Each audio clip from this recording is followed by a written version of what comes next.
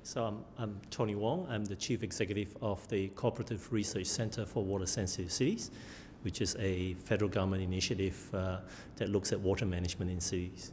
Well, certainly an emerging issue in cities is the vulnerability that we face to climatic extremes.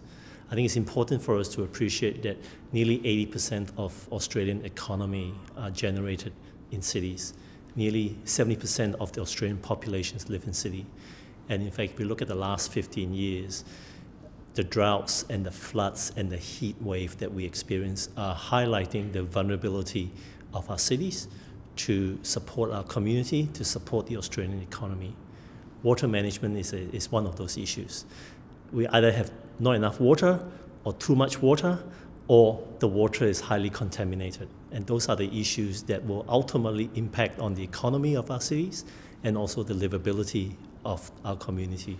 I think the first thing that all of us need to think about is that we need to appreciate and understand that our cities are in fact water supply catchments. There are stormwater resources and wastewater resources that we often ignore.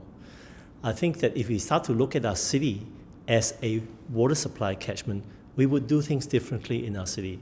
We would actually look after our city better. We will look at land use planning a little bit more considered, considering that the water that falls in our city will become part of our water supply. And you'll find that our cities and our administration will need to think about what we call a joined-up whole-of-government approach to managing issues of water management in our cities. That the way we plan our city, the way that green spaces are being used in the city are all linked to how our city could in fact be a much healthier place, a place where water resources can be generated, but also a place whereby the livability of our communities are linked to its relationship with water.